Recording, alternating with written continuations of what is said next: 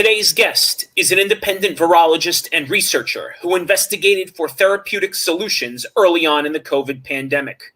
In early April 2020, he reported about the outstanding efficacy involving a 40-year-old medication that is on the World Health Organization's list of essential medicines.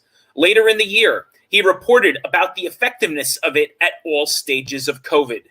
It is my honor to have as today's guest, Adam Gaertner.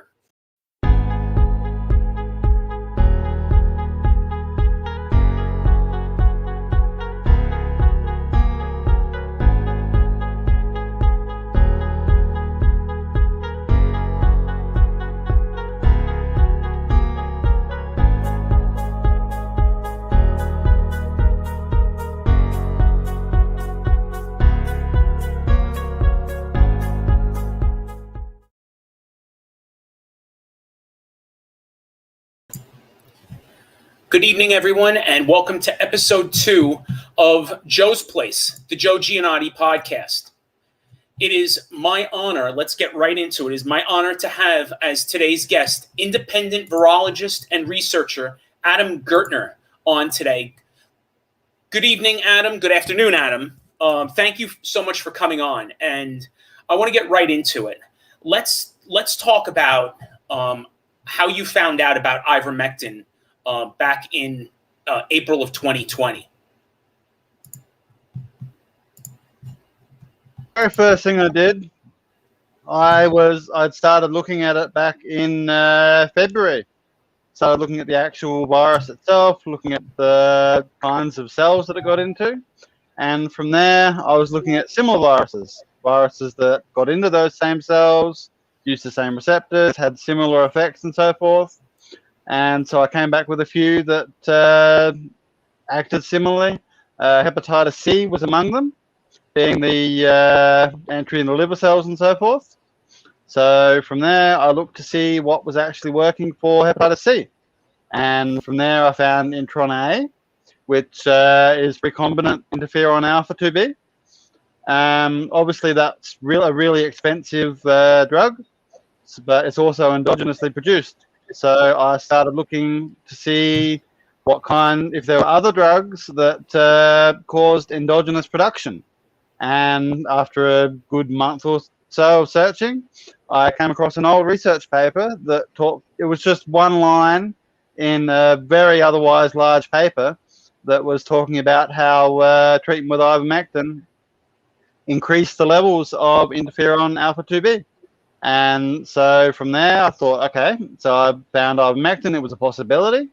I did a little bit more looking into it. I found out about the action on important alpha and beta. And obviously, scientifically, academically, it looked good. But I didn't have any evidence of its use. So, I wasn't out there talking about it at that time. Obviously, the censorship environment was already getting pretty heavy back then. So I kept that to myself. We were talking about intron A and vitamin C at that point still. And then there was a couple of things that happened from there.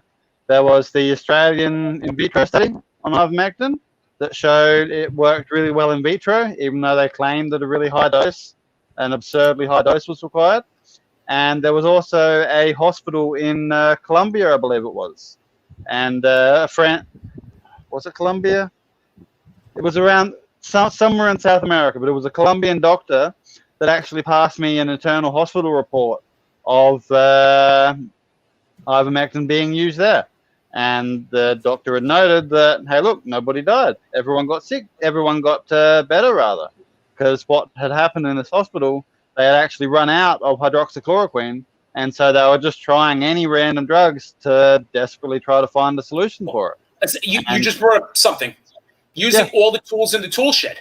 I mean, that's what should have been done from the beginning, is to try anything. And, absolutely. And this was working. Ivermectin was working, and ideally it was working with high doses of vitamin C. No, they weren't using vitamin C then. Vitamin C was being used by the Chinese very early on, much earlier on. That's a whole different side of the story. But yeah, I found vitamin C first. I developed the oral protocol for that first, based on the Chinese protocol of 50 milligrams per kilogram IV per 6 hours. I looked at all the absorption rates and bioavailability and so forth, and figured out the L-ascorbic acid protocol, and that worked really well. And I found that in the beginning, and that was going to keep people alive, but it certainly wasn't curative. Did not cure the virus. So I kept looking, and as I just described my research path from there, I eventually found ivermectin. Let me bring up the protocol that you have been talking about for the past 13 months now. I'm going to bring this up, and I want you to explain it. Sure. Yep. We actually made that image for President Trump back in July, when the America's Frontline Doctors had their presentation in front of the Supreme Court. They were invited to the White House to bring their findings to them. And I've been friends with Dr. Orso for quite some time. And we developed this, and obviously we passed it around to many of the MDs that I had been already meeting and talking to from that point. And we got a lot of signatures on it that you can see there. And we gave that to Dr. Orso to bring to the White House. And that was at the end of July. Didn't actually make it to President Trump. It made it to Vice President Pence. And as I recall, his comment was, bring me an RCT. Bring him an RCT and he will do something about it. And that never happened. Oh, well, that's a lie. I'm sorry. It did happen. It eventually did happen. Obviously, at that time, we didn't have any RCTs. Very early on, we hardly had even any clinical data. It was just initially that report of its use in South America. And there was a doctor here in Florida. His name slips my mind right now, but they were among the first to actually use it. But there weren't any solid clinical trials for a very long time. And once they started coming out, I mean, they were positive, of course, and they've just been stacking up since. The WHO did their own analysis on all the data, and it's amazing. Their own data shows, I think it's 70% or 70 per 100 versus 14 per 100 for mortality. I mean, I think even the 14 per 100 mortality is more so due to the protocol being used and the fact that they are using it much later in disease. But yeah, we've just had one trial after another showing amazing results, and it works. The numbers are very clear that it works. So it's really crazy that we're not using it at the moment. And all you have to do is go on C19study.com, and you could click on the ivermectin link and see how effective it is. How many more papers do we need? We have now almost 90. Yep, they're just going to keep requiring more. There's never enough evidence. I don't know where exactly it was, but there was a video just recently of a reporter asking some government official about why we're not using ivermectin, and he just completely skipped over the question and started talking about vaccines, and then just ended the conference there. Like, they complete blackout. They don't want to talk about it. We were getting traction back in June, even. Like, we found in April-ish, and we were talking about it, finding all these doctors and people that were telling about it, and the New York Times noticed, and they decided to slander my wife for it instead. Called her a conspiracy theorist. It's a shame. It really is a shame that doctors and independent researchers like yourself have been tarred, feathered, and censored in the public square. Yep. And all you're doing is trying to help people. All you're doing, and now look what's happening. I think one reason why the narrative is suddenly changing is that India decided to go against the WHO. And most recently, in a case just yesterday, in the province or state, and I'm sorry if I say it incorrect, Goa, where they're now they're now allowing ivermectin in to all those people. And if you look at the curves, the curve is not a natural curve. Now, Adam and I met Adam for the first time in October as President Trump was getting very, very sick. And one thing I can tell you right off the bat is you don't hear about Regeneron anymore. What happened to, drugs like Regeneron that were supposed to be, Trump called this cure that now all of a sudden you don't hear about it anymore. And I mean, it was kind of ridiculous. Regeneron is not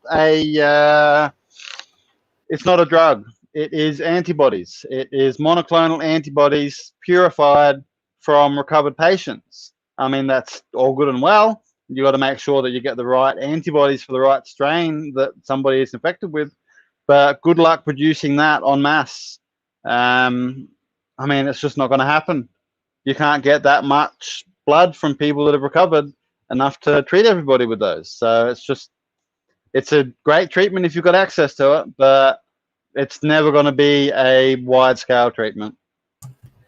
No, and but it's interesting that he touted it, and then he said that every American sick patient is going to have access to it, and of course that never happened. And it's not even close. You can't even get bamlanivimab in places, much less doctors don't even know what it is, and it's EUA. See, let's if for a second, because I am totally on the side of early and aggressive treatment for COVID, because because COVID, if I heard this correctly, COVID doubles in your body every, say, 9 to 12 hours.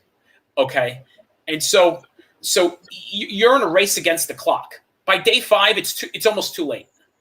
So, well, it's not too late for treatment. It's never too late for treatment. What happens early in the disease stage? You've got the viral replication stage, where your immune system has not caught up to it. You haven't developed antibody immunity. You haven't got fully functional T-cell immunity, so forth. You're just not really dealing with it well. And so those first few days, it's just the virus is replicating like crazy and spreading like crazy. And from day 6, 7 onwards, your immune system has caught up to it. You're starting to get antibodies, you're starting to get an inflammatory response, and that takes the viral load right down, but often it doesn't clear the cells that are infected due to the various immune cloaking functions of the virus. And so people end up with severe inflammatory disease. Obviously, that's not everybody. Many people, the vast majority of people recover very quickly. Many don't end up even having any symptoms. Cross-reactive T-cell immunity to other common cold coronaviruses has a lot to do with that. But for the ones that aren't quite so lucky, once you get to that day 6, 7 point, then you're into the inflammatory phase. I should have corrected myself. What I meant to say was that it's more difficult to treat once you don't treat it after day 5, 6, and now day 8 apparently is the key day. Seems to be the key day. Is that the cytokine storm? When between day 6 and 9 is when the effects of the cytokine storm begin? So around about there, yeah. I mean, when you're talking about cytokine storm, that's just what I was saying. It's an inflammatory response. So, the body has recognized that, there's something going on here. I need to start attacking all of these infected cells and all these viruses with a heavily inflammatory response. And the virus actually encourages that. It blocks the interferon response, which would induce the correct antiviral response in the cell to translate protein kinases and various other more targeted responses. And it's actually encouraging the inflammatory response. So, yeah. But again, I wouldn't say it's more difficult if you're not using the right tools. You need a different approach to treat it from that stage. You need a heavily anti-inflammatory approach. But, I mean, my protocol hasn't changed for a year. L-ascorbic acid, 55 milligrams per kilogram, oral, per 3 hours.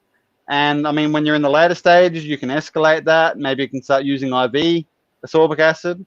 But ascorbic acid is a very strong anti-inflammatory. It also attacks the virus directly. It's just the ascorbic acid destroys the viron. and then you've got ivermectin to destroy it inside the cell and prevent it from getting into the nucleus and blocking that interferon response. So between vitamin C and ivermectin, you don't need a lot more.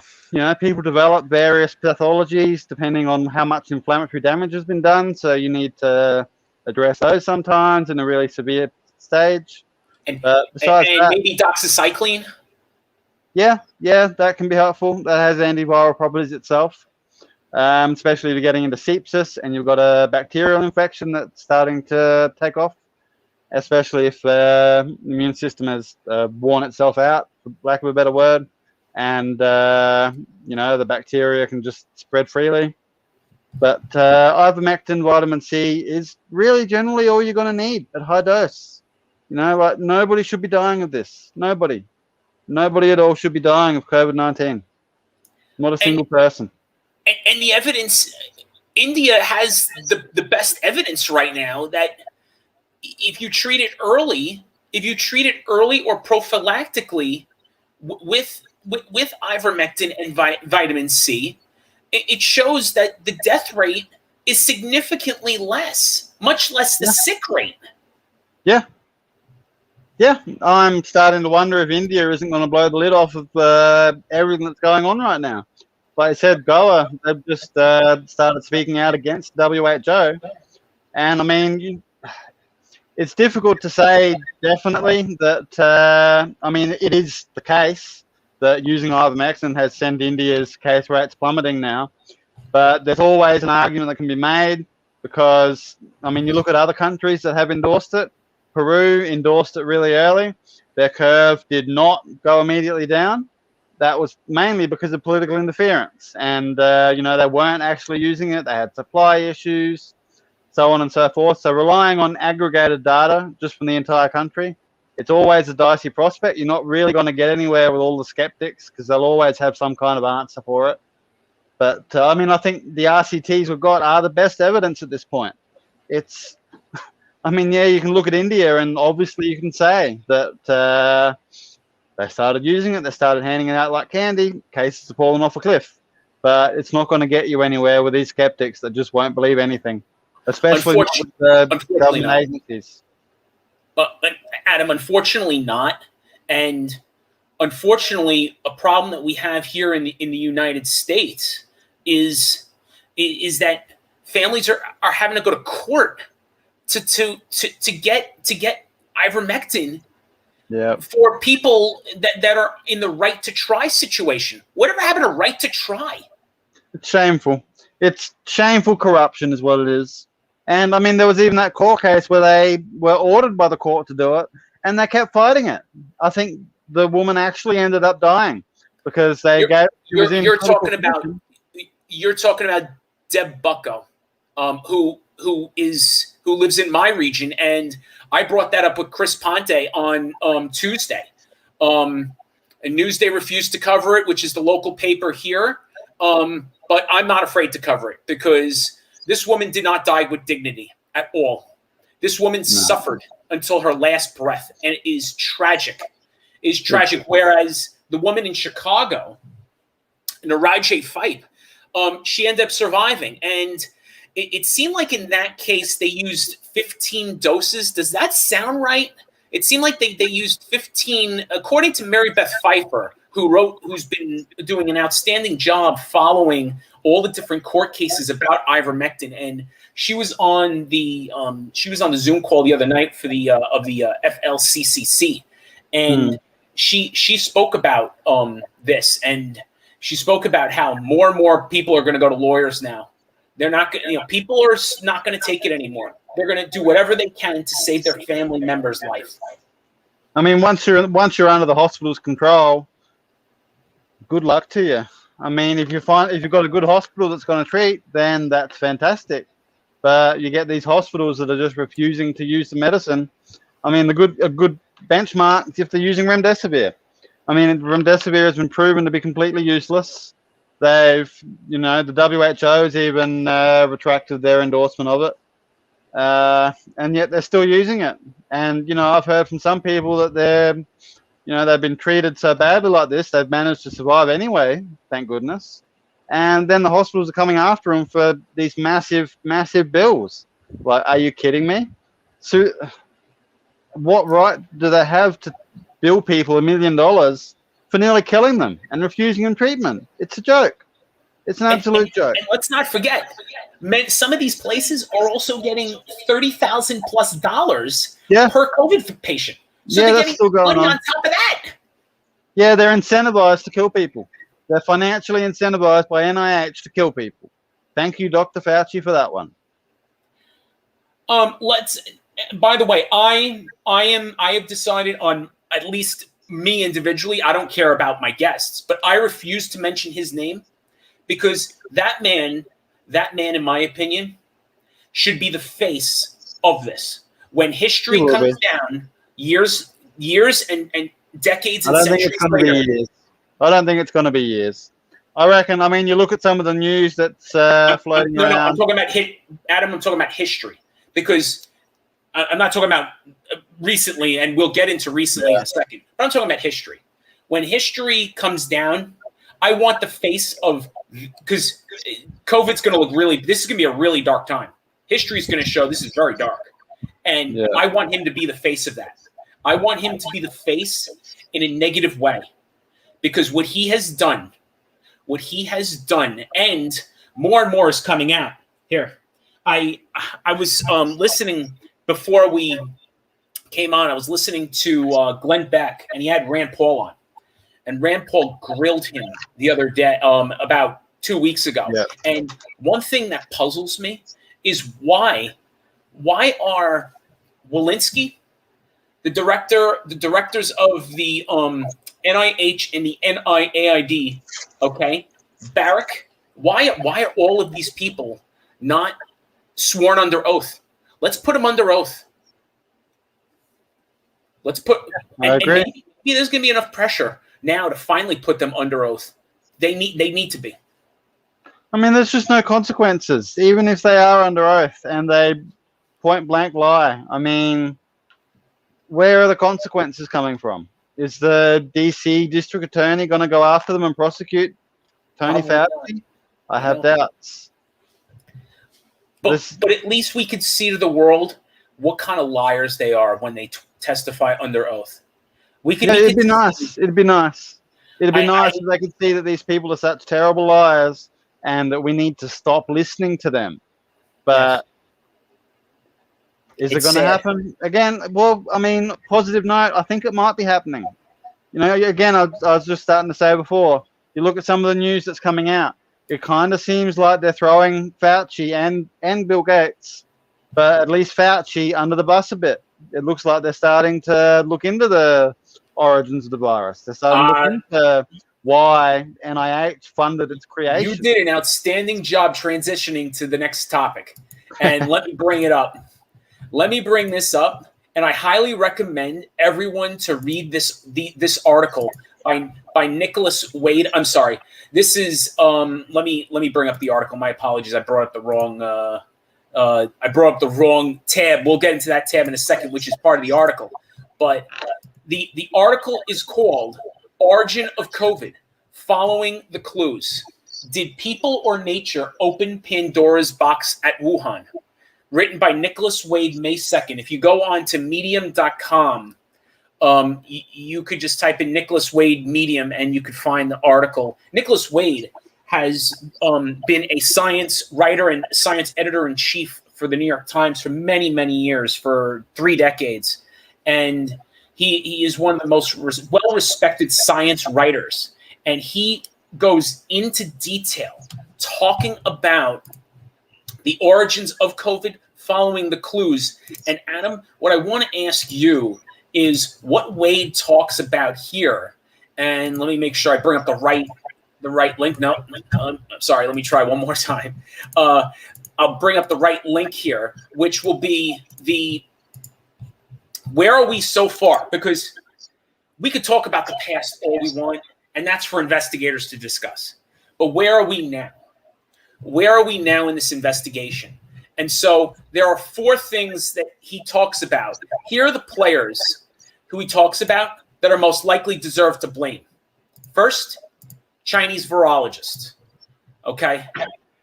First, Chinese virologist. Second, Chinese authorities who did not generate SARS-2, but they sure did their utmost to conceal it. Number three, the worldwide community of virologists, which is a very interesting, that is a really, really interesting one. And then number four is the U.S. role in the funding of the Wuhan Institute of Virology. And I want you to delve into all four if you can. Oh, where do we even start? What was number one? I haven't actually read this article. I did skim it when you gave it to me just before we went live, and I noticed that they do mention RATG13. So just based on that, I'll probably get around to reading that more later. It looks to be a reliable piece of information, but I haven't actually read it all. Did you want to just prompt and step through things one by one on that? Let's in particular talk about the U.S. funding of the Wuhan Institute of Virology. Yeah. The gain of function that Rand Paul and Fauci were discussing in the and I mentioned his name, whatever. And those two discussed in the hearing a couple weeks ago. Yeah, there was being funded for some time. I believe it started around 2013, round about there, that they started actually getting into it. That was shortly after swine flu ceased to be an issue, I think. It was a little while after swine flu. They were playing that up as a big pandemic, and that really never came to the level that we have here. And they started working on SARS-CoV-2. And I believe, I'm not 100% sure, but I do believe that it was being done here in the US. And then Obama put a stop to that funding. That was in 2015. So in 2015, there was an article in either Science or Nature magazine, I forget which one, but there is an article that discusses UNC Chapel Hill and coronavirus research.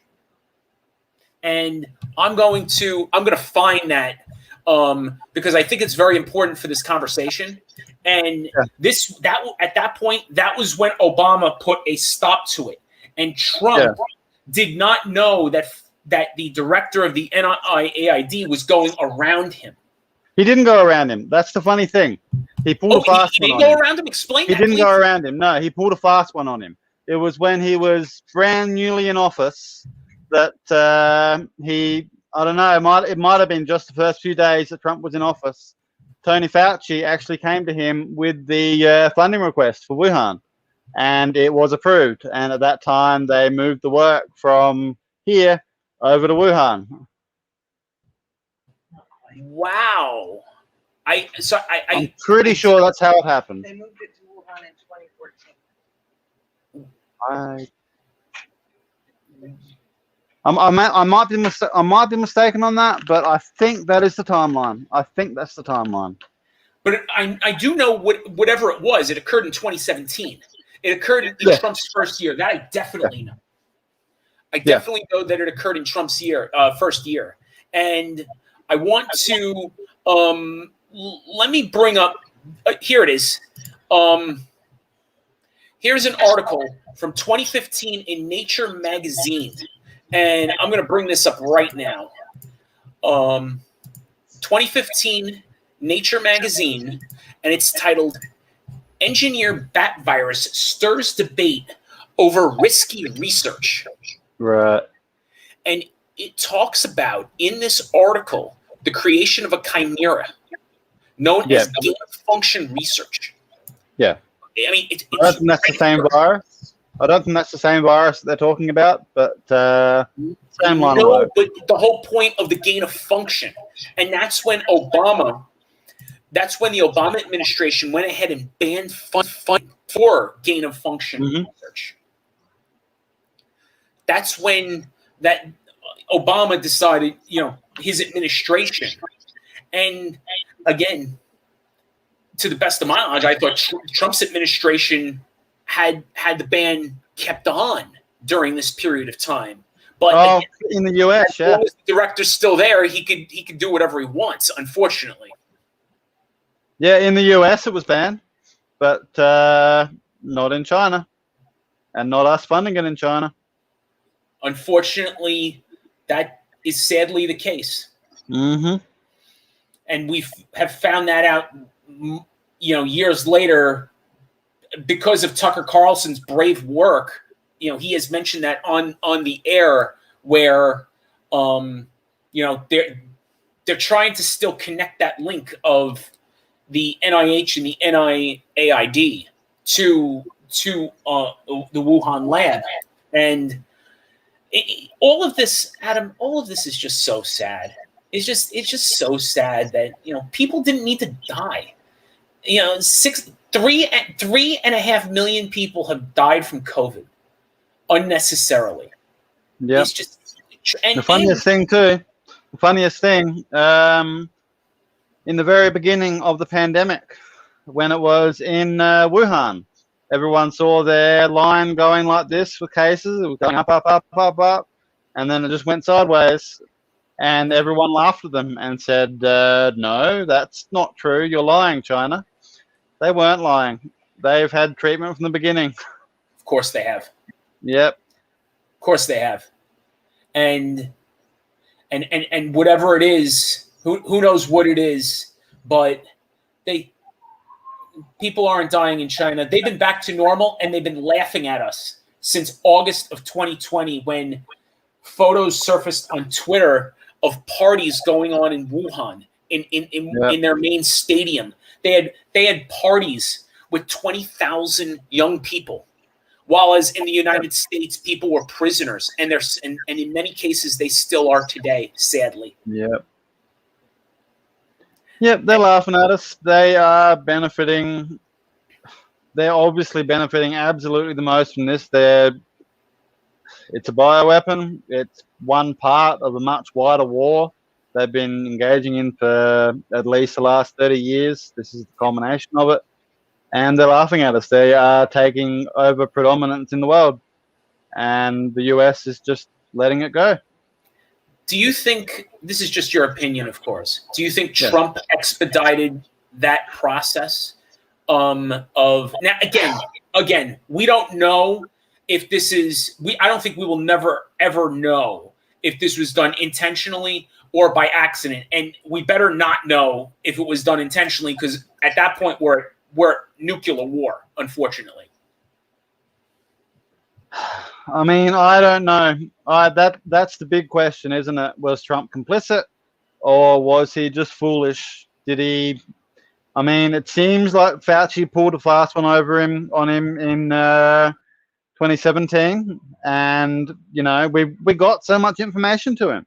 It was painful listening to Trump talking about various treatments and cures coming up to him over the course of the pandemic. He actually said that, all of my friends and my colleagues and advisors, they'd come to me with various things and they'd say, Mr. President, what about this? We've got this. And what would he do with that information? He'd go straight to Tony Fauci. No. Fauci he's a traitor. He's betrayed us all. And Trump was bringing all this information to him. And, from Tony Fauci, it just goes out to the news organizations that can write hit pieces and scare pieces, figure out which ones are getting traction, which ones people are figuring out and starting to find out about, and start producing fake news and fact checks and so forth. And even, with ivermectin and with HCQ, we've seen that some of the fake science coming out. The JAMA trial in Colombia was an absolute joke. They designed that to discredit ivermectin. They falsified data to discredit HCQ after Trump announced that. That was the Lancet article. Yeah, it was the Lancet that destroyed HCQ, JAMA that destroyed ivermectin. I mean, they didn't really destroy it. Anyone competent that is looking at the data themselves can see this works. It's got a 40-year history of safety. Even if you don't believe that it fully works, give it a shot. It's so safe. It's on the list of the FDA in 2015 came out with a list of the most dangerous drugs in the United States this was by the FDA, and HCQ and ivermectin are not on the list. Do you know what is? Aspirin and Tylenol. Yeah, they kill so many people. I'm taking aspirin right now because I'm worried about vaccine shedding. I don't know if you're going to end up being sensitive if I bring that up, but I'm staying home as much as I can. When I do have to go out, I'm making sure that I've got ivermectin and vitamin C prophylaxis, and I'm taking regular aspirin just in case I have been exposed to these vaccine particles, whether it's the adenovirus or the lipid nanoparticles, because of the clots that they're causing. Let's transition to that, because there's an article that came out yesterday by Trial Site News, and which I want to bring up.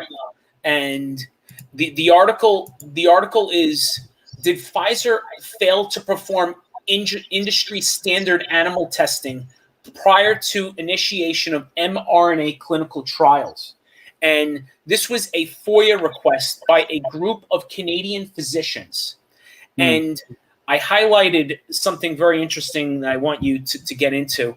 According to the documents, preclinical studies show that the active part of the vaccine, mRNA lipid nanoparticles, which produce the spike protein, spreads throughout the body and is then concentrated in various organs, including the ovaries and spleen. Yeah. And, interesting you mentioned the ovaries and spleen. I think as a person that has myself has a platelet disorder, I can understand now why when you attack the spleen, now I can understand why people are getting ITP, thrombocytopenia, thrombosis, blood clots, and then with the ovaries, you deal with ACE too. It's not particularly attacking the spleen. We should go step back a little bit first. There's a storyline that somehow got out there that the spike protein was only supposed to be presented on the cell surface of cells that were infected with it. That, the adenovirus or the lipid nanoparticle would infect the cell, and then it would produce spike proteins presented on the surface, and then immunity would form from there. And that's not how anything works. I don't know why anybody expected the spike protein to just stay inside the cell. What actually happens is that they are presented on the cell surface on the MHC1, the major histocompatibility complex 1, and that is triggered. That cat is caught by CD8, and CD8 then destroys the cell, and it releases the cell contents everywhere in the serum, obviously. And then from there is where the spike is picked up by macrophages and such, and presented through the dendritic cells and through that whole process to the B cells to actually form the antibody-based immunity. So yes, the spike is being released. That's been proven. Someone decided to go and study that. They had a look at the levels of spike, just free soluble spike in serum, and they found that it was present in serum, obviously, until the antibodies developed, and then it started getting taken out of serum. But the production of those spike proteins and releasing them into serum, it's a large cause of these blood clots that we're seeing. Now, I think the only reason that not everybody is getting blood clots from these, and only a number of certain percentage are getting them, is largely because how much is being released at a time. How much do you need to destroy enough red blood cells and damage enough platelets to cause that clotting? I don't know exactly how many you need, but clearly not everybody is getting quite that many released in the serum all at once. But some people are, and that is where your blood clots and such are coming from. And that's where a lot of other effects are coming from too. I saw a video recently with a woman that was just sitting there having a chat with friends, and she just kind of froze in place. It was a Chinese video, so grain of salt. Don't know how real it is. Might just be propaganda. There's a lot of that floating around. But, things like that can be caused by blood clots in the brain. Just a temporary microclot that suddenly causes you to go catatonic for a few seconds. It seems like there's so many things that can happen and go wrong. The spike I was going to say, Adam, I was just going to say that it seems like mini COVID is occurring in some patients that are getting it. It is, and not just coronavirus disease, but long COVID. Long COVID is being developed in people that are receiving the vaccines. The immune profiles of people that are suffering after effects, side effects from the vaccines, they are very similar to the immune profiles of long COVID from viral infection. Elevated tumor necrosis factor, elevated IL-6, a few others. There's this inflammatory autoimmune disorder that is developing in people that have received the spike protein. Interesting you say that, because that's exactly that's pretty much what Dr. Bruce Patterson from COVID long haulers tweeted. That's my source. Yes. So that's who I'm citing now. Right. That's Dr. Bruce Patterson, Dr. Ram Yogendra are the two prominent doctors in the world for treating COVID long hauler patients. And what they notice is that the profiles between COVID long hauler patients and COVID long hauler vaccine patients are almost identical. Yep. Yeah, I mean, again, we don't know exactly why or what is causing it. And by the way, if you happen to be a long COVID patient, absolutely suggest going to talk to Dr. Yo. As you just said, he's one of the foremost experts on it at this point. So he's helping a lot of people. But yeah, we still haven't figured out. We're getting into looking at epigenetics and seeing if there's some kinds of modification going on there inside cells that could be the actual etiology of this. But I still don't think we've actually identified the root cause of long COVID. But they're getting there. They're getting there. They are. Figure it out eventually. And I know that they are having some success. And again, the website, for those that are curious, and I'm actually going to bring it up right now because I think it's important for the audience to see the website, is covidlonghaulers.com.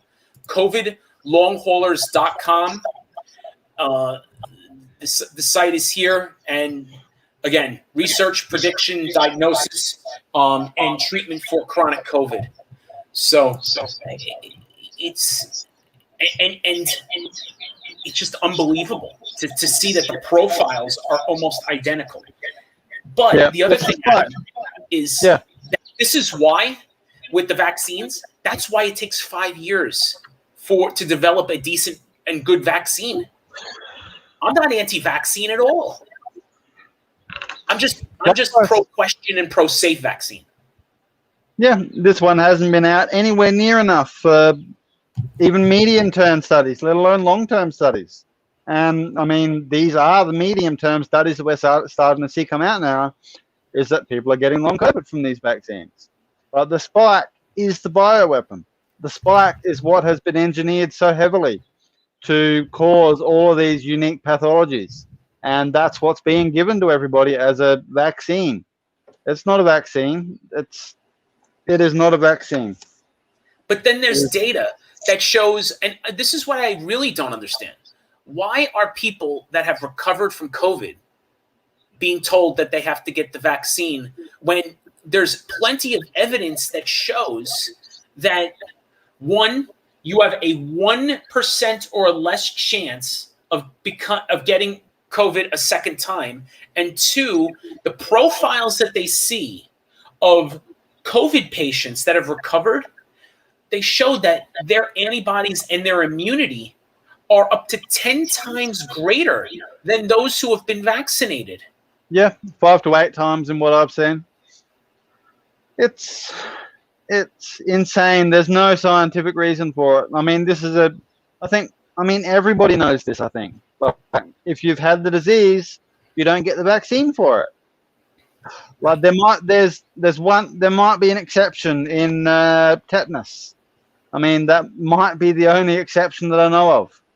You know, you need a tetanus booster every few years.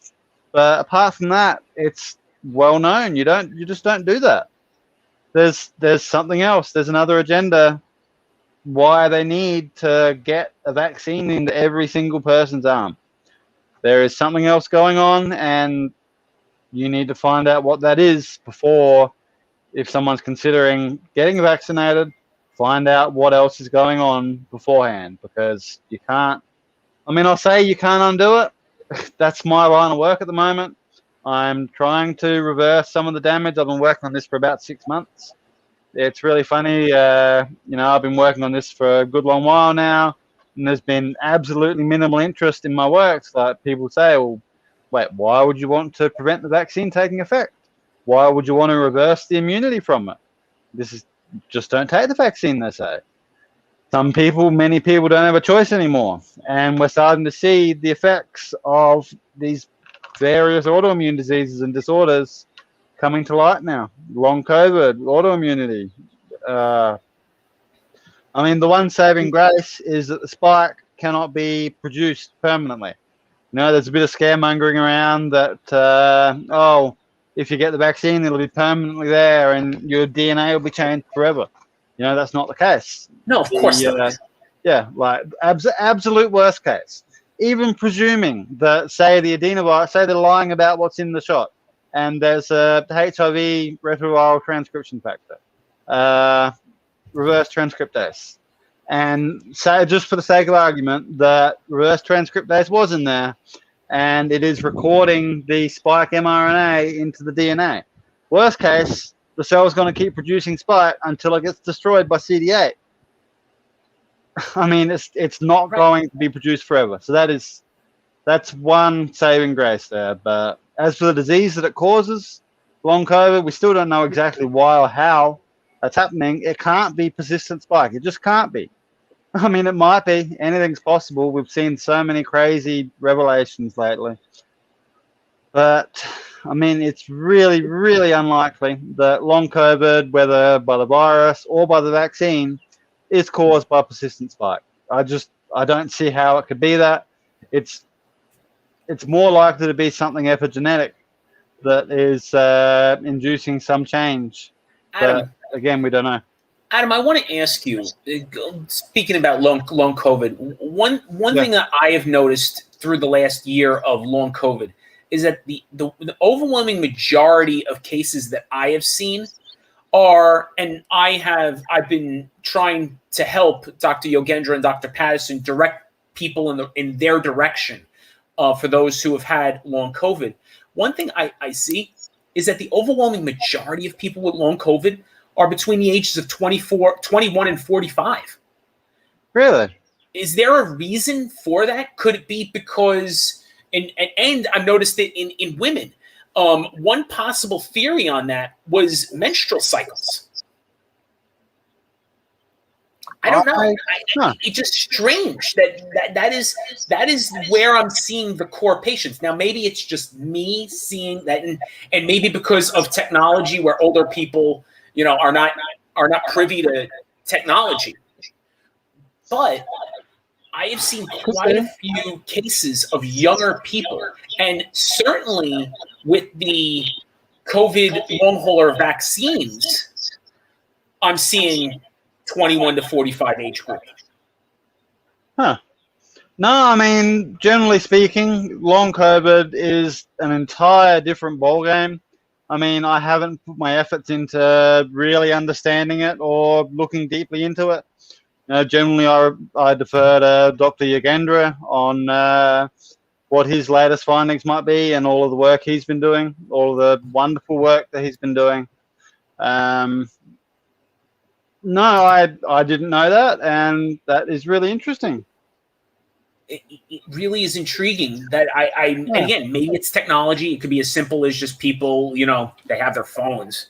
As simple as something like that. They take to social media because, they're crying for help, because it's not normal to be sick for, weeks and months on end.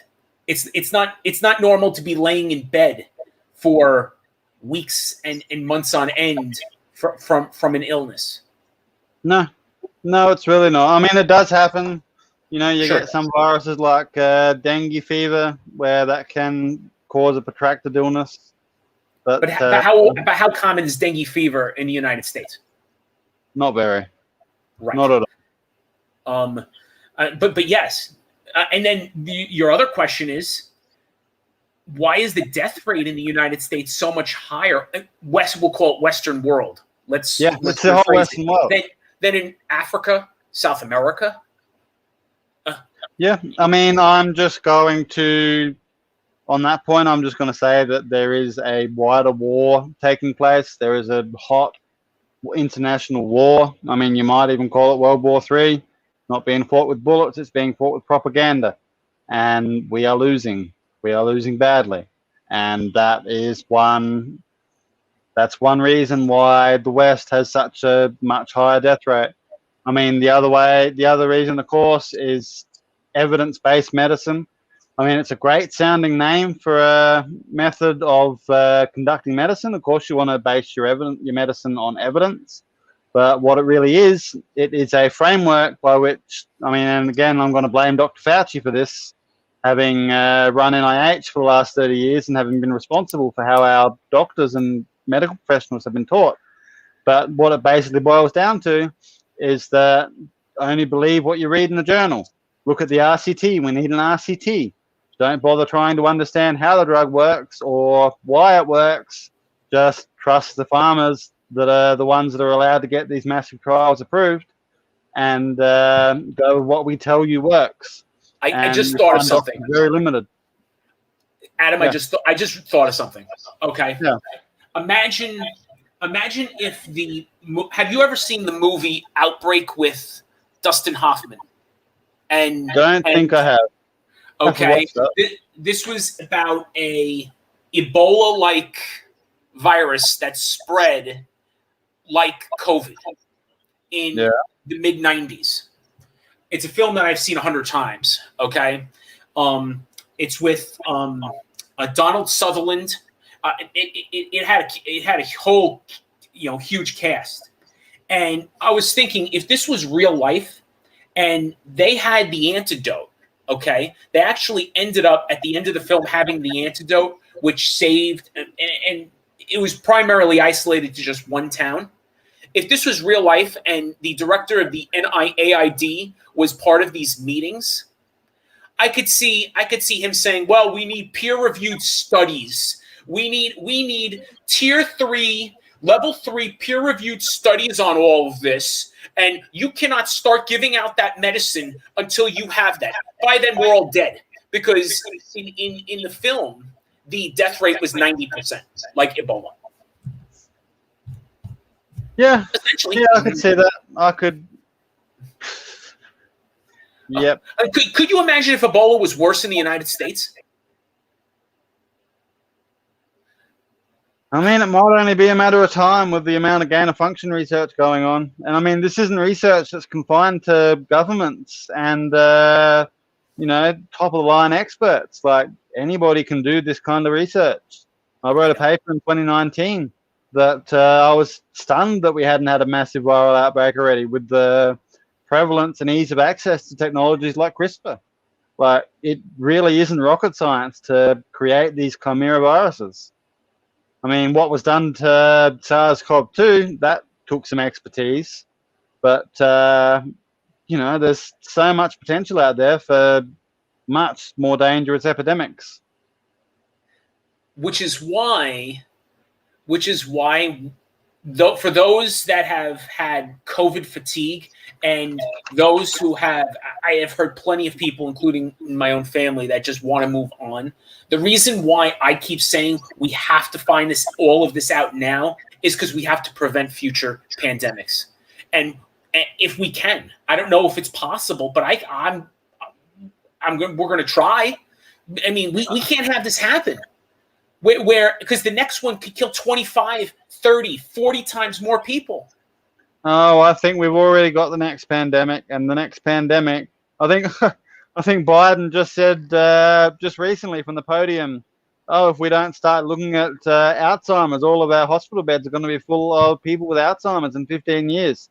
I think it's going to be a whole lot quicker than that, because you look at what's going on between the spike protein and the p53 tumor suppressor protein, the p53 prion-like protein. It's an endogenous protein and there is some indication that prion disease may develop from I'm sorry, Adam. Can I backtrack you for a second? Are you talking about that there could potentially be a link between COVID and Alzheimer's? Or are you just talking about Alzheimer's in general? Because I'm going to talk about that next.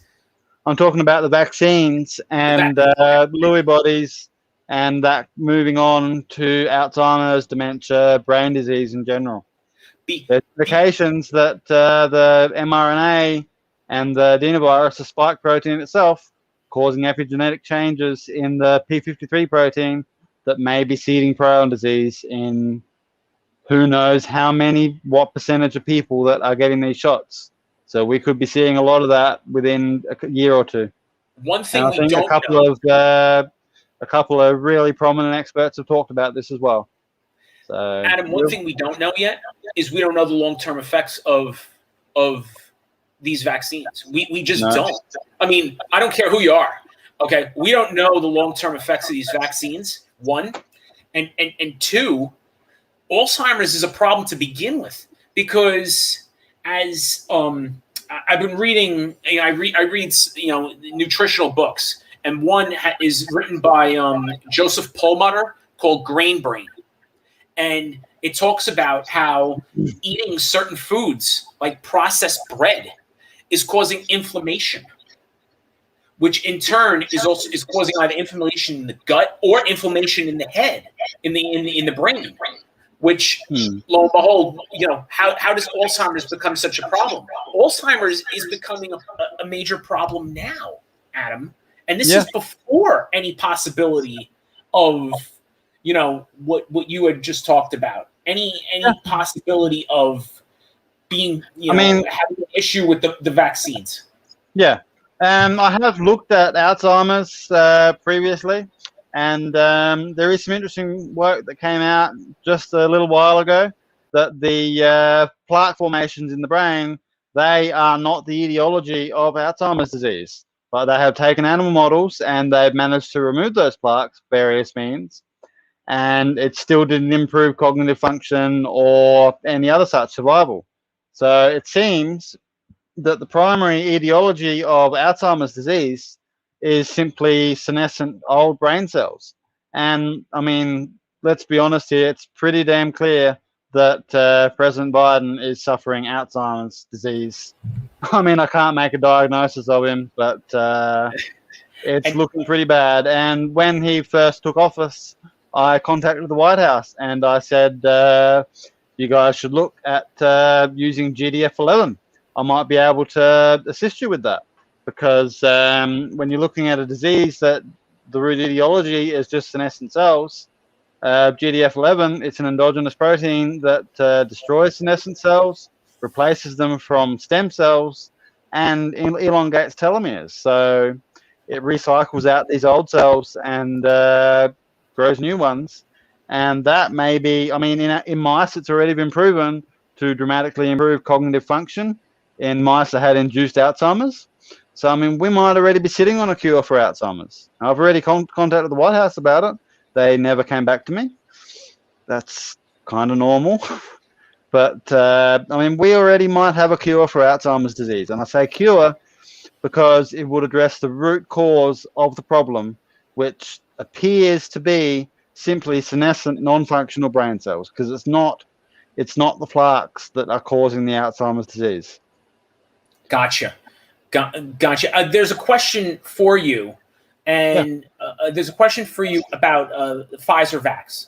Okay, someone had the Pfizer vax just a couple months ago and wanted to know about the thyroid, on how that could potentially affect the thyroid, if it can. I can't say I've seen anything about it. No, I can't say I've seen any link between the thyroid and the Pfizer vaccine. Yeah, I mean, there's lots of autoimmune issues going on. There's various homologies, similarities in the shape of the protein between the spike and our own cells and various proteins that we have. So, I mean, generally, a lot of the issues that are being caused by the vax, I would put up to an autoimmune disorder. I mean, I would say that is a very large chunk of them. The other large chunk would be directly spike related, like talking about your clots and so forth. So no, I can't say I've seen any link between the mRNA and thyroid disease or thyroid disorders. Okay. But it's possible. It's possible. It's so early. We don't have a lot of data on a lot of these things. And again, we don't know the long-term side effects. But I want to Exactly. reset. I want to reset here. Now that we're 1 hour in, my guest today on Joe's Place is Adam Gaertner. Gaertner. And we've been having a great conversation. I'm sorry. Say that one more time. I don't make sure I say it correctly. My apologies. Gaertner. Gaertner. Okay. There you go. So I'm very sorry that I keep saying it wrong. My apologies, Adam. Yeah. And Everyone does it. Talking about different different topics. Adam is an independent virologist and researcher. In April 2020, he just trying to find he was just trying to find therapeutic solutions early on in the pandemic. 2020, he reported about finding outstanding results involving ivermectin. Later on in the summer, he found even more evidence that ivermectin works at all stages of COVID. There have been 89 studies about it. You can go to c19.com, go to IVM, check the click on the IVM button. We're discussing different topics. C19study.com. So thank you, Adam. C19study.com. So we were just talking about an issue that is going to get bigger and bigger, and that's without COVID, which is Alzheimer's and dementia. Sadly, I've had quite a few relatives who have passed away from it, and it's tragic because at the very end, the worst part of it is when they don't know who you are at the end. It's so sad to see that. It really is.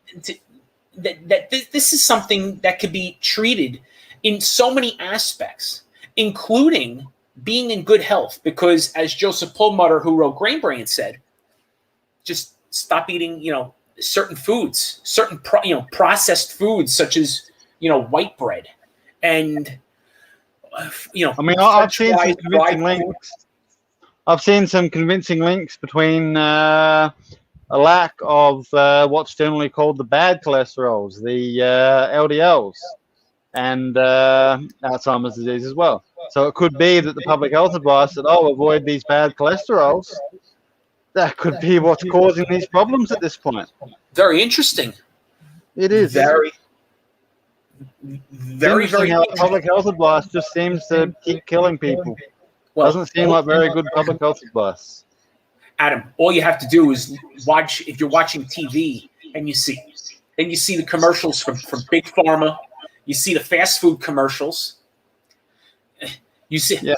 I don't watch TV, and I was around one recently, and it was just for a minute, just on the local TV station, and I glanced over to it, and there was a news break. Vitamin C and zinc aren't helpful for COVID-19.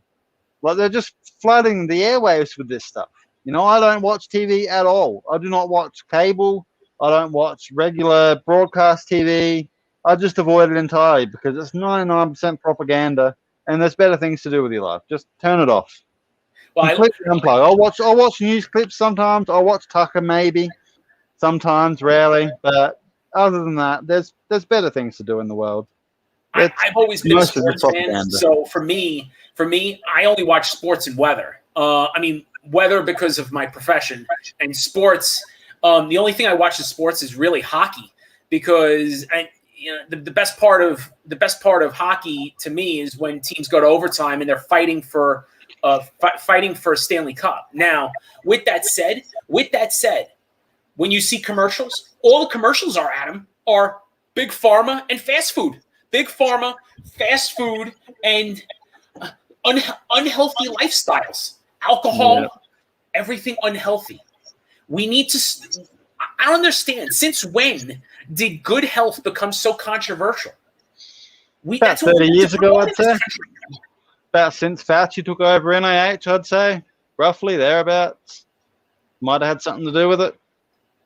Maybe. But That man needs to go. I think it's even before that. I think it's been going on since commercialization, and even in the 60s and 70s with McDonald's, with Wendy's.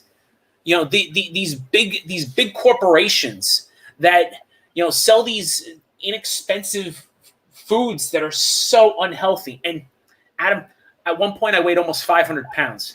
So if there's anyone that can talk about unhealthy, I was as unhealthy as anybody. And I went ahead. I had to make a decision. If I didn't lose the weight, I was going to die. In so many respects, I feel like I'm lucky I'm alive today because I made that decision to lifestyle change. And I did it. Again, I'm not against bariatric surgery. There are some people, especially if you're well over 600-700 pounds, you unfortunately need it. But I believe after losing 75 pounds, I made that decision to not do it. And when I didn't do it, I ended up losing another 100 pounds. Then, of course, what happens is everyone hits that brick wall. And when COVID hit, the first thing I thought of, Adam, was, wait a second, my BMI is 53. If I get COVID, I could still have a bad result, because I was reading plenty of research papers about those having BMIs over 45 and having terrible results with COVID, in the above morbid obesity range. So I went ahead. I said, I got to lose weight. Went ahead and lost 100 pounds. And right now, and I'm going to bring up a shirt that I purchased from COVID Candy. And this is the first shirt in 20 years that I bought. First shirt in 20 years that I bought that's an extra large. Even in high school, I was wearing, like junior, senior year of high school, I was wearing XX. And this is the shirt. Love it. This is the shirt. And I totally agree. Why are doctors being censored during a pandemic? Yeah. And please, buy a shirt. The word needs to get out more and more. We need to get the word out more and more. People don't need to die anymore from COVID. Right, we make like maybe $1 profit or something on those shirts. Some very, very small profit. I mean, we mainly made them so that people would be able to walk around and without having to start conversations with everybody, everyone can look at the shirt and see, hey, look, there's ivermectin cures COVID. Or maybe Fauci isn't the shining angel hero. There's just some messages to get out there so people can, because we're all so atomized. We're all so isolated. And Adam, unfortunately, I have to say this. And Adam, I have to. Not unfortunately, I have to say this. That again, if you're sick, get advice from your doctor. Okay, go to your doctor. If your doctor tells you the unfortunate, infamous words, write it out. Then there are plenty of telehealth programs. Speak with an MD is one in particular. Adam, you brought up one, I believe. Let me make sure I have it right. Synergy Health? Yeah, Synergy Health DPC. That is a nurse practitioner, Brian Weinstein. I do work with him occasionally and advise him, and he is really good. He's he's become a very well-studied expert on COVID-19 treatment, and yeah, he's another good option to see for telehealth. The FLCCC has a whole bunch of options. There, at least in the United States, there are options that you can do, but you have to do it quick because you're facing a game of time. And that's why there are many people, such as yourself, Adam, that are going to the prophylaxis. Yeah, absolutely. Myself included, I use quercetin. Yeah, quercetin's good. It is not terribly well absorbed, but there are a few other zinc ionophores. There's EGCG in green tea. Ivermectin is a zinc ionophore. I did a show with Dr. Yo quite some time ago, and I wasn't sure about it at that time. It is a zinc ionophore. You don't need zinc with it, but it is a zinc ionophore. Hydroxychloroquine, obviously, and the various chloroquines. They're also zinc ionophores. I'm on Twitter. I have pinned to the top of my profile a thread. I've asked everybody to tell me all your favorite prophylactics and show me the studies that go with them and so forth. And I've listed my favorites at the top there. And it's a matter like I've included a number of them because certain ones aren't available in certain countries. Like, say, ivermectin or hydroxychloroquine, they're not available in Australia or maybe Britain. But, you can get bromhexine there. And ambroxol is prominent in South America, as well as ivermectin. And you've got your povidone iodine for nasal sprays and such. And there's an enormously long list of prophylactics that are available pinned to the top of my thread with the various evidence and the various strengths that are available for those. But yes, absolutely, I think that prophylaxis is the best way to prevent disease and to eradicate the coronavirus. I mean, everyone's all about, do your part and stop the spread. Effective prophylaxis stops the spread dead. Because some of these are so effective that you won't get infected. You take ivermectin. I think Pierre Corey said it best in the Senate. If you take it, you will not get sick. Now that has it's dependent on the dose at this point. So there's some of the really nasty variants coming out of India. There have been breakthrough cases where people have been taking just a low standard 150 mic per kilogram of ivermectin and still gotten sick with these new Indian variants. So they've been upping the dose in India. So let's not forget the 10,000 in the United States that are confirmed. Which 10,000, sorry? There have been 10,000 breakthrough cases in the United States that have been confirmed by the CDC. Oh, you mean the vaccines? Exactly, that have been from vaccine. Right? I was actually talking about ivermectin because the low dose of ivermectin, it seems that it has been overpowered by some strains going around India. So, I mean, what they're doing, they're just upping the dose, and that seems to be working just fine. So it is still possible to get infected and get sick when taking ivermectin prophylaxis, especially if you get exposed towards the end of the weekly prophylactic period, or if, say, you're on a 2-week period. It is possible at that point. Just move to again, not medical advice, talk to your doctor. But at that point, you move from a prophylactic protocol to the daily curative protocol. But no, there's so many prophylactics, and it is my position that if everyone everywhere, or at least as many people as we can, were to take some manner of prophylactic, whether it's bromhexine, whether it's hydroxychloroquine zinc, ivermectin, ambroxol, so on and so forth. If everyone were to take some prophylactic at the same time, we could just set the date. Everyone does that, and we would end the plague. We would send the virus into a brick wall of pseudo-herd immunity where it can't spread anymore, and the pandemic would be gone. Cases would fall off a cliff. India is seeing this now. They gave out ivermectin to just about everybody, and cases were going up, and then they went down. Adam, you bring up that's your new motto. Your new motto has become, set the date, end the pandemic. Yeah, that's all you got to do. Set the date that you're going to start giving out ivermectin. I mean, if you're a health authority watching this, maybe, or whatever position you're in, if you want to eradicate COVID, set the date, end the plague. Hand out the ivermectin, hand out the zinco ionophores and zinc, the ambroxol, whatever you prefer. Have everyone take it together. Everyone that it's safe to take, and your cases will fall off a cliff, and you can be done with this pandemic. That's it. That's all there is to it. But in particular, when you do it at a time when it's a seasonality high, because right now we are at a seasonality low, even though you would still continue to do it.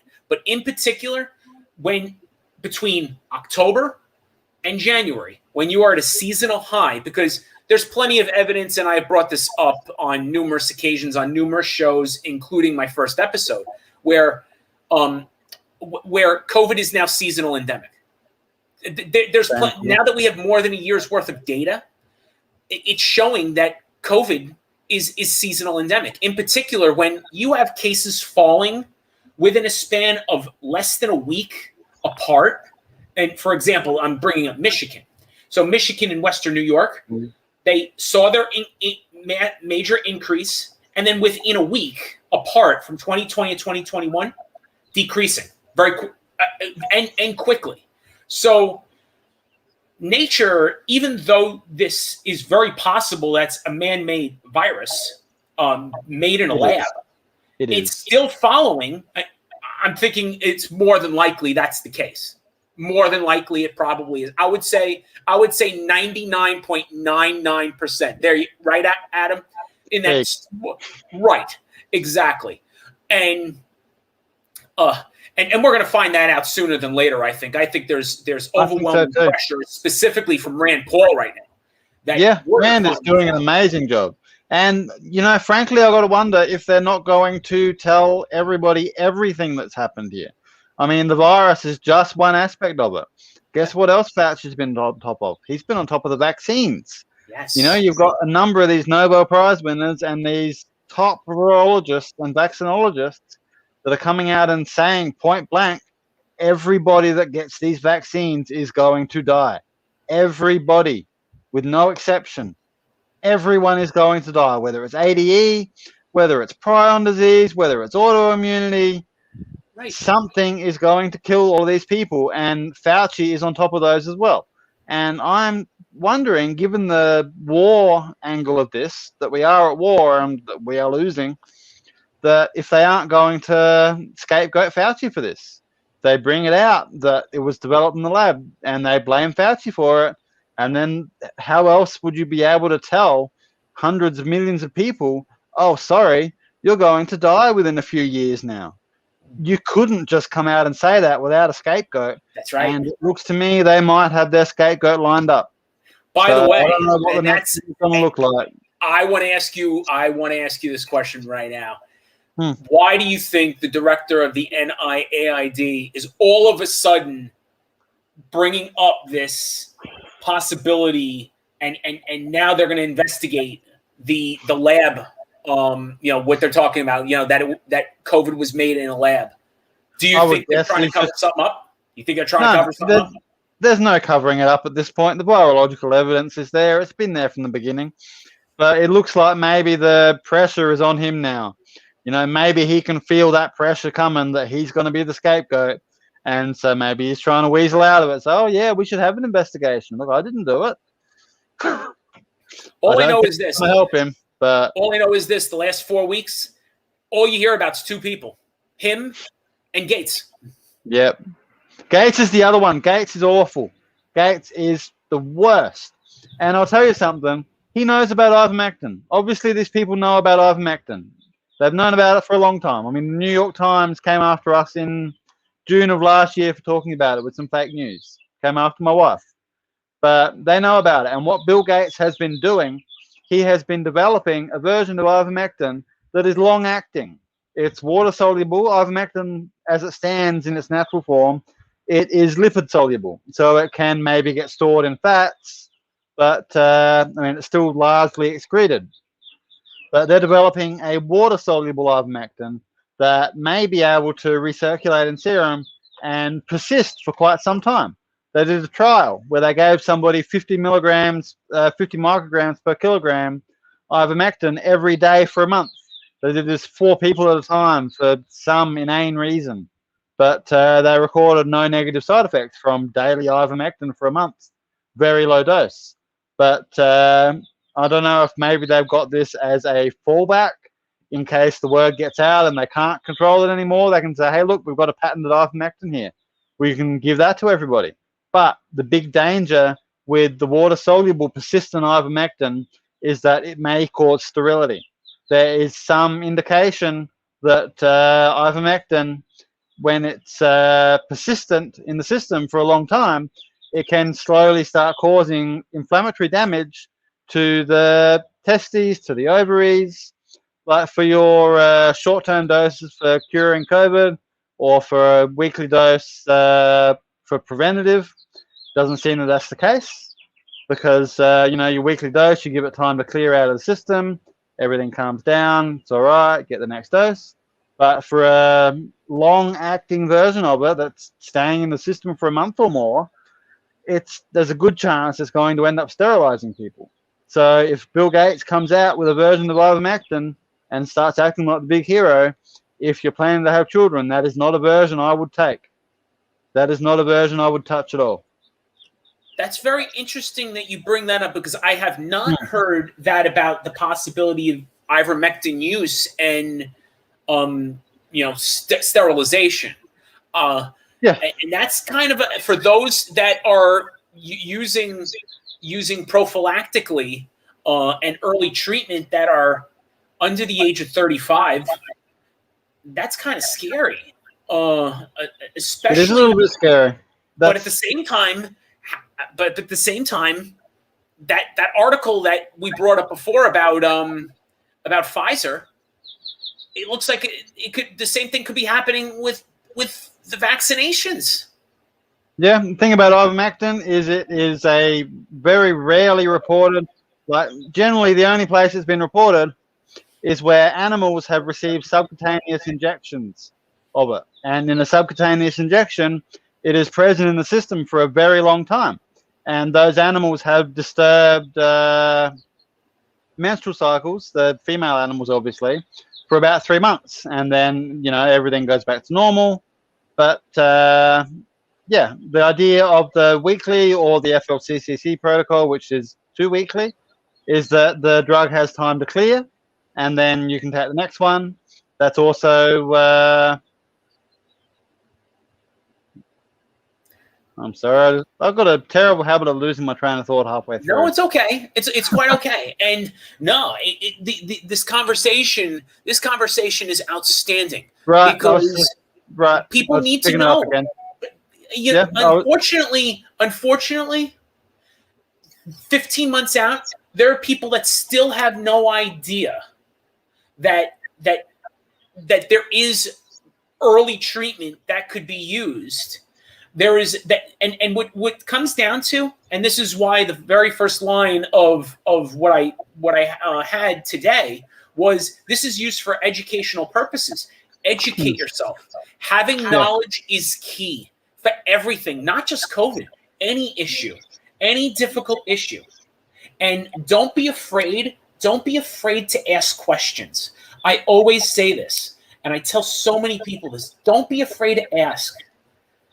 Don't be afraid to ask.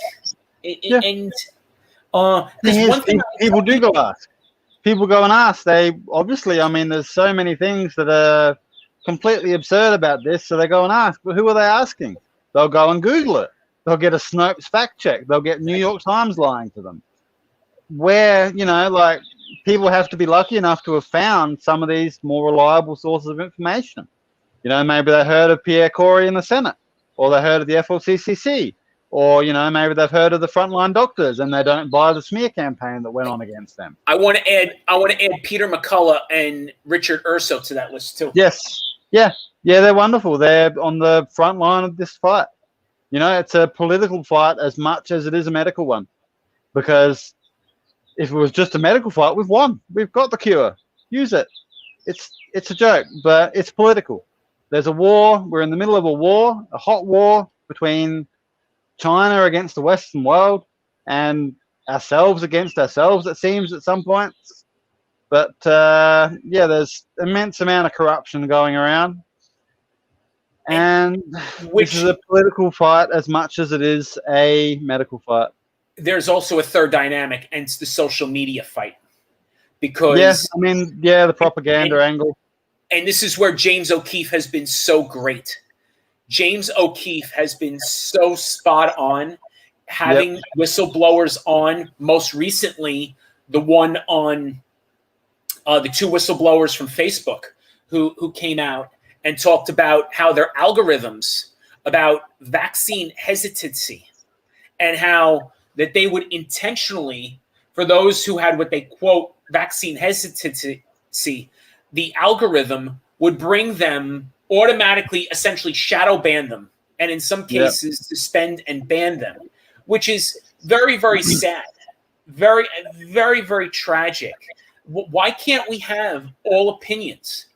I mean, look, how many years ago did people think that UFOs were crazy? UFOs were a crazy theory, and now it's on 60 Minutes. Yep. I've got a feeling we might be finding out some more about those too sometime soon. I think very, very soon we're going to find out more and more about that. And it just saddens me that, I mean, the reason why Adam and I try to, more than anything, we're independent researchers to seek the truth. We want the truth to save people's lives. We want to help people. Yeah. I've been getting into the political angle as well. It was over a year ago now that I'd already solved the medical angle. But we've got the cure. Use the cure. I've been drawn into the political side of all of this just because that's where the fight actually is. All of this corruption. Yeah. That's right. That's where the fight is at the moment. It's not really in the medical arena. You've got these doctors and these hospitals and these corporate policies that are just going to follow what NIH says. And common sense be damned. Evidence be damned. Oh, there's not enough evidence. Yes, there is. There is so much evidence already. And these people are going to court. The court orders them to use ivermectin, and they keep fighting it. And meanwhile, these patients are dying waiting for their treatment. It's just criminal, and I really hope, there's that attorney, Fenheiser, I think his name is. I hope that the crimes against humanity trials take off. I hope that they get some results because it's criminal. It's crimes against humanity. They're murdering people. They're just point blank murdering people at this point. The evidence is so convincingly clear. It's such a joke. They come out with the vaccine trials and they say they're so effective. Oh, it's so effective, we have to terminate the control arm. What about ivermectin? These officials get asked about it. They get an unscripted question, and their robot brain shuts off, and they can't answer it. And why can't they coexist? Adam, why can't they coexist? Because then, if everyone's got ivermectin, no one needs the vaccines, and then the pandemic's over. That's why they can't coexist. And the whole goal of this game is to get shots in arms. And, there's a growing number of experts that are looking at what these shots are doing and have determined that every single person that gets these vaccines will die. Eventually, within a few years, tops. So that's the name of the game. They're shots in arms, and they're killing people. They're killing people withholding treatment. They're killing people giving them these vaccines. Well, the other side of it, the other side of it though, is the monetary side. All the vaccine companies combined in the United States alone made $19 billion in the first quarter. I mean, I don't think the monetary side even comes into it. I mean, these people, the people at the top of this, they've got all the money in the world already. Bill Gates is a multi-billionaire. I think Elon Musk is like a trillionaire now. I don't think that. Or again, I don't think Elon Musk is involved. I didn't say that. But I mean, I don't think money even comes into it. Money is a good thing to blame or to say, for someone that's not quite caught up on just how bad the corruption is. You can say, oh, it's just the farmers want money. They want to go and suppress the cure so they can sell vaccines. But I don't think that's reality. I don't think it's about the money at all. But for the hospitals, it is. For the hospitals, they're getting massive bonuses. These hospital CEOs, they're not billionaires on private islands. They're not, set for 10 generations in the future. They're doing it. They're murdering people for the money, for the hospital. But overall, at the top levels, I don't think it's about money. I really don't think it's about money. Not at all. It's about shots in arms. It's about Klaus Schwab, Great Reset, China taking power. They're trying to completely change the world. They're trying to murder untold billions of people. And frankly, they're probably going to succeed at this point. They've given so many people these shots already. Now I'm working on various ways to address the various diseases that are being caused. But how many people are going to end up being able to get that treatment? How many people are just going to go to the same hospitals that would have murdered them with COVID when they start having bad vaccine side effects, and they're going to get murdered in the hospital instead. So, I mean, it seems to me, sparing a miracle, that they've already won. We've already lost. They've already won. And, you know, you see them lightening up with the mask mandates. You see them lightening up even in some places with the vaccine passports. Like, the whole thing is, it's just one big illusion. It's all one big illusion, one single goal, shots in arms. That's what it all boils down to, shots in arms. One way or another. Offer you $1 million lottery reward. Offer you a lap dance at a strip club. Offer you fast food. Yeah. Like, What's next? Shots in arms. What's next? Who knows? Lottery. Who knows? It really is. And again, Adam, let's hope. Let's hope that the long-term effects are not that bad. Let's just hope and pray that the long-term effects are not, because we already have over 100 million people vaccinated in the United States. One third of all Americans have been vaccinated. Yep. Yes, they have been. And let's hope. Let's hope and pray that we can hope. We can hope. We can hold out hope, but. And the one good thing is the COVID long haulers, Patterson and Yo, have been doing yeoman's work on not only the COVID long haulers, but also the COVID long hauler vaccine patients.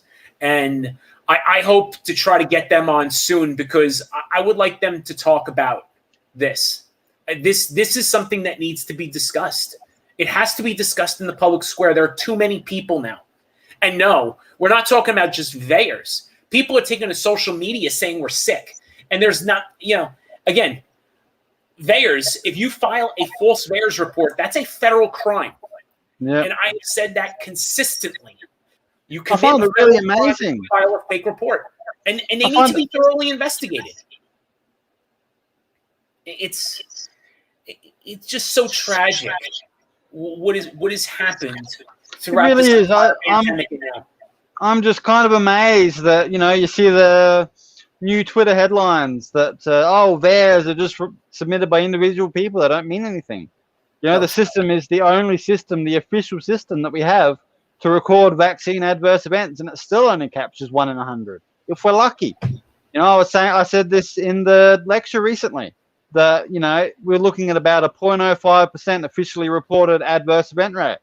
And that's just going by theirs. Like, we do not capture even 1 in 100 events. So if you take a 0.05% adverse event rate, multiply that by 100, you're up to 5% already. 5% serious adverse event rate. And this is just the beginning. This is just the beginning. There's a long and growing list of experts that they seem to have just given up on the world as it is, because it is going to be changed when hundreds of millions of people suffer the effects of this. Adam, even if it's 10 times, which, again, we don't know what the realistic number is, but say it's 10 times. That's still catastrophic enough. Yeah. That's still 40,000 deaths. That's 44,000 deaths. Yep. And they can hide anything statistically. They can mess with statistics all day to keep it out of the news, keep it out of the official reports. They can mess with it all day. So that's it. Again, I've barely even been looking at the official reported case counts or the totals, the adverse event totals, because it's just so unreliable. Like, you've got to be looking more at the mechanics. And they're useful to a degree. Again, you can look at theirs. You can have a rough idea how many are not being reported. And multiply it, you'll get a rough idea, but you're not going to get an accurate idea. And with all the political pressure and professional pressure on the pharmacists and the doctors and the nurses to not report these events, there's no way to get a clear picture. We know it's a lot higher than that's being reported. That's all we know. And it's not been too long since these campaigns have been running now. And the reason why we know it's much higher is because everybody has cell phones today. Everybody has computers that they can go on social media and they could talk about every nook and cranny of effect that they have from anything. That's the reason why. That's one of the reasons. I mean, I believe there was actually a study that was done some time ago that actually solidly concluded that VAERS only catches about 1 in 100. No, that's correct. It's actually from the 90s. It's from the 90s by a prominent medical professional too. I would have to get it and I'll post it on my page. Yeah. I mean, that's a bare minimum. That's a bare minimum. And then you increase that by the fact that there's this extensive political pressure and professional pressure on the doctors and the nurses and the pharmacists that are giving the shots. We could be even higher. We could be up to 300 times. I mean, you look at that in context of the deaths, that would give us nearly 500,000 deaths from the vaccines alone. And that's just deaths. That is not serious adverse events. That's not blood clots. That's not autoimmune disorders. I mean, and we're only a few months into this. We are only a few months into this. Adam, I want to bring up something very, very interesting. Yeah. That I've been thinking about. How many of these deaths that are being reported now by the state dashboards and the CDC, how many of them do you think could actually be vaccine deaths or breakthrough vaccine case deaths now instead of just regular COVID deaths? We have no idea. We don't know. It's impossible to say. The CDC is deliberately undercounting the breakthrough cases. There was a preprint that came out of Washington State just a few days ago that serious variants of concern are highly overrepresented in vaccinated people. You know, like 100% of the cases that came to them that had a serious COVID disease, they had breakthrough variants. And I mean, that we could get into the whole mechanisms of how that's happening. But that's the other aspect where these people that are vaccinated with these leaky vaccines, which is what they are, if you're interested, you should look up Marek's disease to see how that turns out. And is that that's the entire Geert van der Bosch? Yes, he's not alone in that. He is definitely not alone in that. There are other experts that have come out to talk about that as well. But yeah, Geert van der Bosch, I wrote on that myself on the 7th of March, just shortly after the first paper from, I think it was Austria, where the first CD8 escape variant was reported. Like people that are vaccinated with these vaccines, they're becoming I think I've got a bit of an echo happening there now. But yeah, people are vaccinated with these with the leaky vaccines. They are becoming factories for much more virulent viruses. You know, the pressure, because of the good IgG response, the pressure on the virus to become less lethal is the evolutionary pressure. It is completely gone because it's not killing the hosts until it evolves to gain back some of the function that has been devolved over the past year through natural spread. So, I mean, you look at the early reports from Italy, from China, the virus was much more lethal when it was first released. It had a lot more gain of function. And, you know, everyone likes to say, oh, as the virus spreads, it becomes less lethal. It's correct. It does. That's how it generally works. And that's how it worked for SARS-CoV-2 as well. And a lot of that gain of function mutated out from the beginning. And now, I actually think there's evidence now that it's showing that. I think there's evidence now. Slowly coming back. Like you look at convergent evolution being reported in India. Like all of these functions are slowly coming back. And woe to us when they all make it into a single virus. Because then it's not going to go away. It's going to be able to pass through these vaccinated people. And, you know, there will have been no pressure against virulence, mortality. And it's not going to devolve this time. We're going to end up with the far more lethal virus back. And that's the least of the problems. That's the least of our worries. Could you only imagine what's going to happen in Australia, New Zealand, when COVID actually finally shows up there, instead of them locking down for years and decades on end? This is what's happening there is total madness. Yeah, it really is. I believe it's happening in parts of Canada too. It is. It's absolute madness. It's just, I mean, there's so many different political angles to all of it as well. You know, the lockdowns are centralizing economic power in the giants, the Walmarts, and so on and so forth. They're destroying the small businesses, and you know, once they put in a vaccine passport, and Walmart decides to use it, well, are there any small businesses left where you can go and buy your groceries from? None. But even then, I'm of the belief that it's still just a temporary thing. It's all an illusion. It's just advertising to get the vaccine. It's coercion to get the vaccine. That's what it all comes down to. It all comes down to shots in arms and lots of dead people down the road. So I think personally, I'm just going to wait it out. You know, if Walmart decides that they're not going to let anyone in without a vaccine passport, I'm not going to Walmart anymore. If the local shop decides that they want vaccine passports, I'm not going there anymore. I'll make do, because this is going to pass. I think this is going to pass. It's going to pass at the cost of an enormous number of lives, but it's going to pass. And I hope it does not cost the lives of, you know, as many people. I hope not. My fear is the long-term effects of these vaccines are going to be very damaging. Are going to be not necessarily deadly, but cancer rates are going to skyrocket. You talked about fertility. I mean, the article mentions, as I said, the article that we talked about mentioned ovaries. And just so sad. Autoimmune disease, prion disease, ADE, antibody-dependent enhancement. You know, I think they've been seeing some of that in India, where people go from perfectly healthy to very sick and dying within a day, rather than the usual, 6 days, 7 days, 8 days until it gets really serious. So, yeah, there's just so many things that are going wrong, and so many experts that are speaking out about it, and that list is growing by the day. It's growing by the day.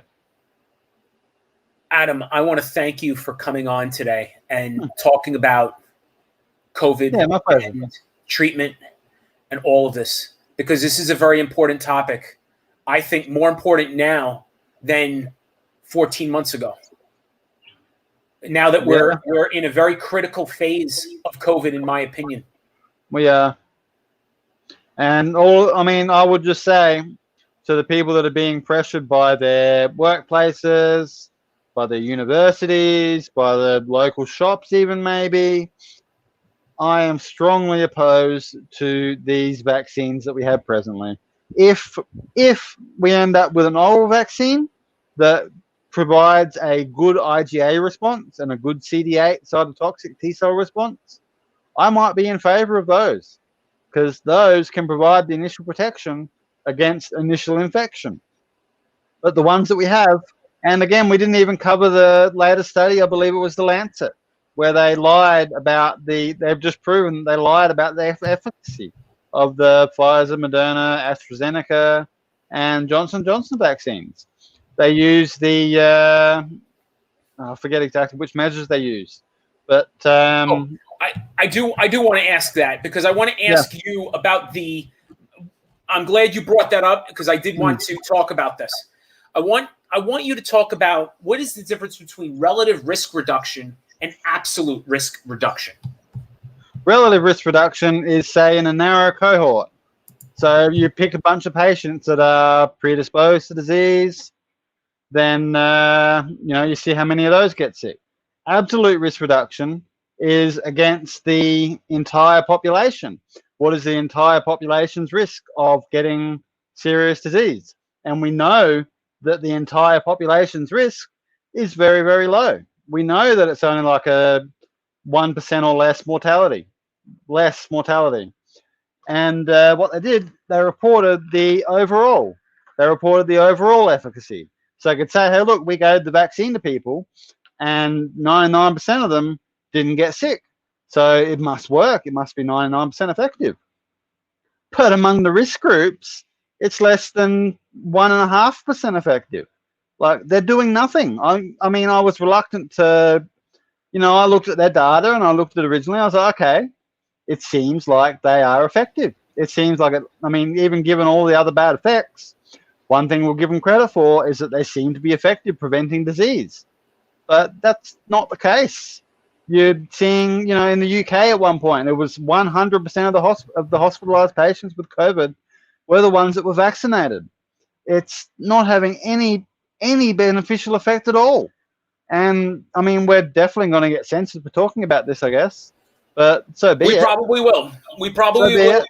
But what I want to do is bring up that article. This is the article that Adam is talking about that I think is important for you to read. And I'm going to post this. It's called from the Lancet. This is published and peer-reviewed. This is not a preprint. This is published and peer-reviewed in the Lancet. This is published and peer-reviewed. Thank you.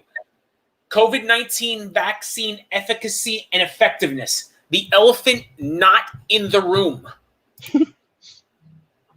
It's criminal. It's absolutely criminal. It's like, oh, by the way, here you go. A peer-reviewed study. Is this on the front page of the New York Times?